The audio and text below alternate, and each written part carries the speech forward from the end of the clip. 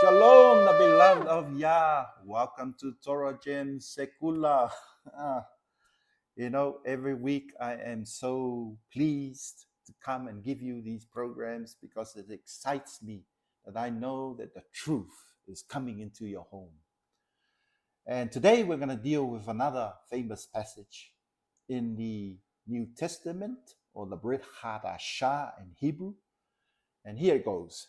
And being in Bethany, in the house of Simon the leper.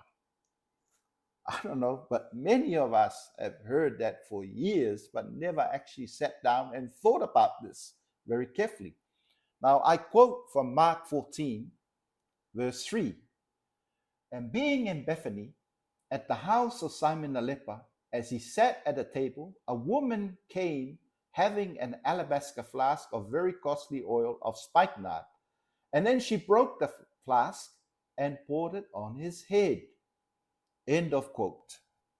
There is a huge problem with this translation. I don't know if you have picked it up, but here goes. Lepers were prohibited by Torah to live in Israelite communities, which makes this passage in our English translations appear ludicrous to Jewish people. When they read it, it doesn't sound right. And you know why? Because of Leviticus 13, verse 44 to 46, which states, and I want to read it for you, he is a leprous man, he is unclean. The Cohen priest shall pronounce him utterly unclean. His plague is in his head, and the leper in whom the plague is, his clothes shall be torn, and his head bare, and he shall put a covering upon his upper lip, and shall cry, unclean, unclean. All the days in which the plague shall be in him, he shall be defiled, he is unclean, he shall dwell alone, outside the camp shall his dwelling be. Now, if you have listened carefully, things just don't make sense. This man was a leper. We've got to come back to understanding that whatever is in the new must line up with the old.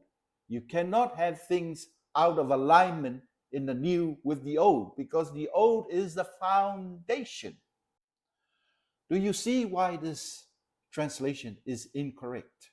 If Simon was a leper, then he must, according to the Torah, cry unclean, unclean when he comes into the presence of people.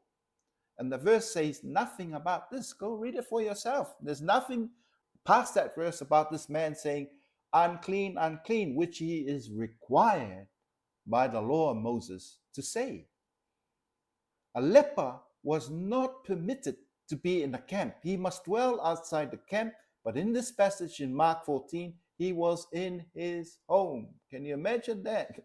We just read before that the law said he must be outside the camp. There were areas in Israel, and during that time, where lepers were quarantined. They were put into specific places where they could not spread their leprosy because there was no cure for leprosy at that time.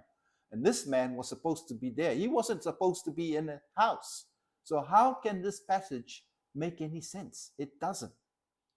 The problem occurred because of a vowel mix-up. Ancient Hebrew and Aramaic were written without vowels. Thus, there is no distinction between the Aramaic words kaba, leper, and karaba, jar maker or jar merchant. Since in the story a woman pours from a jar, it is apparent that Simon was a jar merchant or maker, not a leper. The Greek translators simply got it wrong. That's right, the man was a jar maker. He was a jar merchant. He was not a leper, but they used the wrong term in here. And that's why we get this erroneous translation. What amazes me is that they should have picked it up and corrected it, but they didn't. So there are some brave translations today based on the modern Hebrew who have made this correction. Now, the second problem in this translation is the word spikenard. The costly oil that was poured over Yeshua, the Aramaic translation has pistachio, But in that time of Israel, it was a rare nut. It was a very expensive nut. And here we have in the Aramaic based translation this word pistachio. The Codex Cyrus Sinaiticus, an ancient Aramaic copy of the four Gospels that predate the Greek, has pistachio in this translation and in John 12, verse 3. The Greek's translators seem to have misunderstood this word as a transliteration of the Greek word meaning very pure, which appears in Greek, being used as a loan word in the Aramaic. In fact, the word pistachio is used with the same spelling in a similar context in the Talmud. Now, the Talmud is a collection of Jewish writings, which is their law, which is called the Halakha. It's composed of the Gemara and the Mishnah. And this is, if you go into any yeshiva in Israel today, this is what you learn, the Talmud. And in the Talmud, there are many passages talking about pistachio, not spikenard. It is essential that we use the correct terms because nothing in the Bible is an accident or a coincidence.